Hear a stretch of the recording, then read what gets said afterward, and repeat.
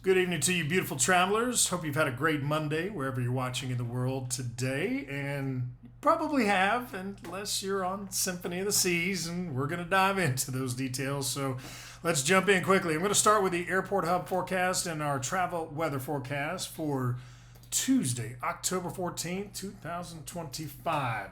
Boston's still going to hold on to some of that wind that was such a problem and caused so many delays in our northeastern airports. Still expecting sustained winds at 15 to 25 miles an hour, at times up to 30, and could gust still in the 35 and upper 30 range for us. Dallas, Chicago, Atlanta, I think looking pretty good for our Tuesday. One heads up will be out west in Southern California, including LAX, as we will see a 70% coverage of rain and showers. And when we are looking at some heavy rains possible, flooding will be a concern of mine in and around LA, possibly around the airport. And we will find these on and off showers. I think we're going to likely see some delays around the airport at times through the day. If it's really heavy over the airport too at LAX, might even have a brief ground stop. Miami, the rain coverage came down on Monday after the system, of course, went to the northeast. We'll continue that again, although at times a little breezy, but since it's a northeast wind, it feels really nice in South Florida.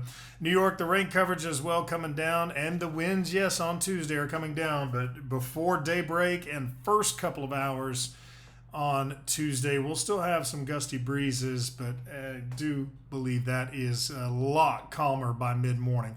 Philadelphia, high of 66. Phoenix, we're finally getting all the rain and storms moved on by Tuesday after several days of heavy rain passing through and some flooding out there.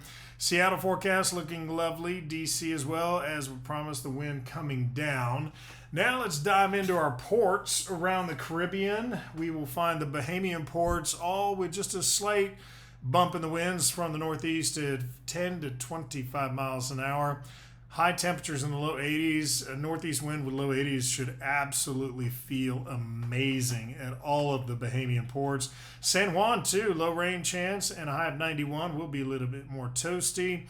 In Jamaica, we will have a higher chance of showers than the Bahamas. We're going to go about 40% coverage on the north side of the island there, Falmouth and Ocho Rios. Another heads up would be around Grand Cayman for our Tuesday. It does look like some on and off storms at about a 70% coverage. Seas, though, in all these Caribbean ports looking fine. No real worries or concerns there. Even in our lovely Costa Maybe or Costa Maya, because maybe you make it in or not, and it does get canceled a lot. For those who haven't been there, there's no port there. It is literally just a pier that sticks out into the ocean. So when you got those easterly swells, it can get it shut down pretty easily. But I think any ships around the area of the Western Caribbean are in good shape for tomorrow. In the east and in the south, a little higher rain coverage for us around portions of the Virgin Islands, Barbados as well, where we still will have some elevated seas at 5 to 7 feet. To me, that's not causing any ships to get waved off going into Bridgetown, but it's very common too. We have some fairly strong easterly trade winds in this area, so seas are very commonly a little higher and more elevated than you have in other areas. So what to watch for this week? The northeast storm pulls away starting tomorrow, taking the winds and rain with it, so all those conditions start to settle down finally. Tropical storm Lorenzo is out there, but will continue to stay away from the islands. And the next few days are mostly tranquil and calm around the Caribbean, although there will be an increase in swell late week from another system coming out of the mid-Atlantic, and that'll churn up the seas a little bit in the Bahamas and portions of the Caribbean here in the central portions late week and into the weekend. And although long-range models are depicting another possible tropical system developing in the southern Caribbean, it is a long ways off, and there's not much confidence in the models as far as what we are anticipating. So, shall we dive into the maps? Let me get those loaded up for you. And as of this recording, Symphony of the Seas is still docked this evening. You can see 0 knots and tied up. So is MSC's Meraviglia. Doing the same thing over there in Brooklyn, just sitting still at this time. I made a rough route planner just to give you an indication of what you'd be looking at if it is indeed Tuesday morning before we get off the pier and on our way. And it's going to take some very creative work on getting an itinerary that's actually worth anything to go that far of a distance. So normally Monday would have been the C day. You'd be arriving Port Canaveral around 1 o'clock on Tuesday, Nassau around 12:30 on Wednesday, and then you get your full day in Coco Cay on Thursday. So if we're not leaving until first thing in the morning Tuesday, maybe we get lucky in the overnight hours. I hope you do. But if it is not until Tuesday when the port opens and the pilots will come on board and take us out, we are going to be seeing it's already a high-speed cruise, but I imagine you're going to have every large engine running and every possible piece of thrust you can get because you're going against the Gulf Stream. So you're already working against the grain just to get down there.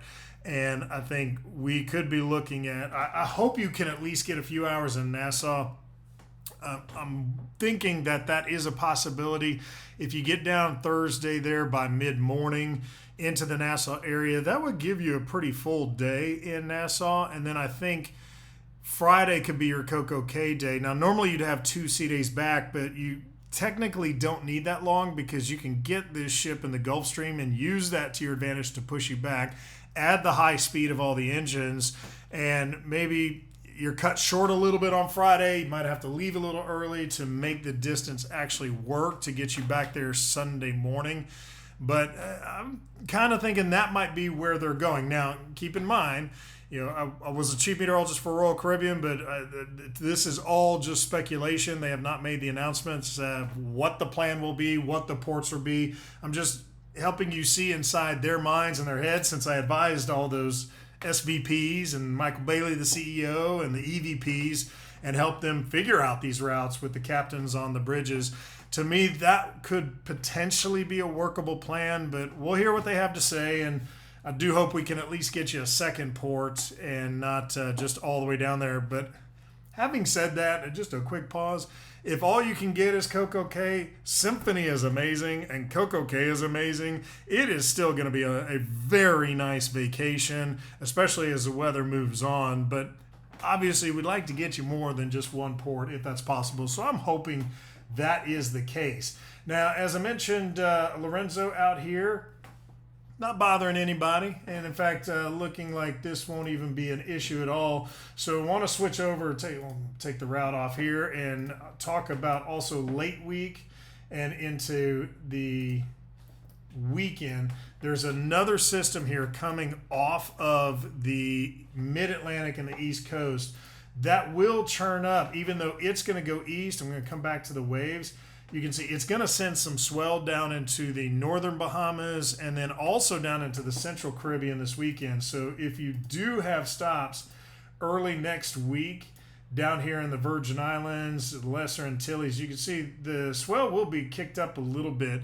8 feet, we're just shy under 3 meters or so. That's not too concerning for me. But out here more around the Lesser Antilles, we do see a little bit higher swell between Barbados and the U.S. and British Virgin Islands, and then down here in the middle around St. John's and Dominica and Grenada and these areas with around 11 feet. So still just over 3 meters. But I show you that to say any of these ports that are going to be tender ports and not an actual pier, those could get scrubbed. But that's, again, we're talking by Sunday and Monday of the upcoming next week. Other than that, long range, we'll watch the potential for a system coming through the southern Caribbean.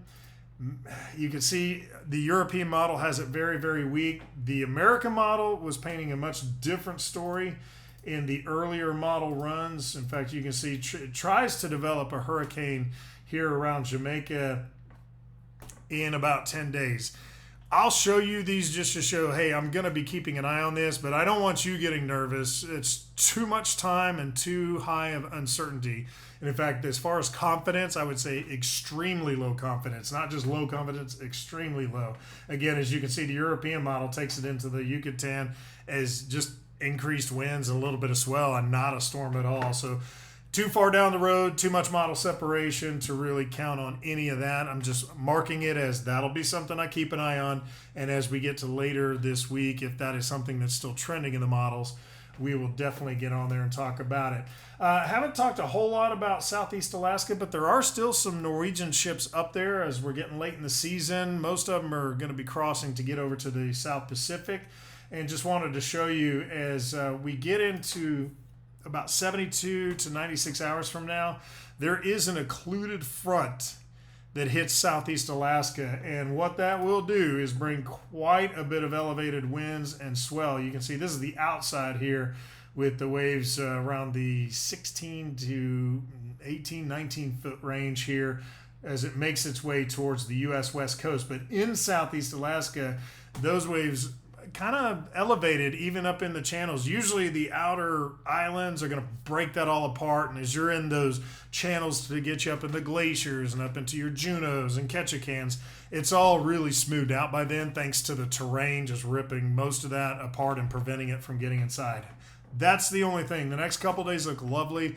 I just wanted to make sure I give you a heads up there, and I'll be watching that and keeping a close eye on it. So having said that, Symphony, I am pulling for you, and I hope we get out of here very soon and can get you on your way. And, of course, I'll follow along.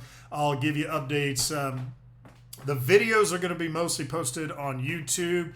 Updates as far as graphics and text will be by X handle. That is at James Van Fleet. And, of course, the YouTube is at Traveling Weather. But if you can, love you to subscribe, like, and comment on the YouTube channel, and then follow on the X channel, and you'll get information there. I'm also updating Mediterranean port forecast on the X. Do that about mid-afternoon here in Miami, as it's about 8 or 9 o'clock in the evening there in the Med for you. Hopefully you've had dinner before you get to the show. Check a video forecast out. But that is what we're looking at, my friends, for your Tuesday, October 14th, 2025. Hope you have a wonderful day tomorrow, and I'll see you tomorrow evening with a fresh take of your travel weather forecast around the globe.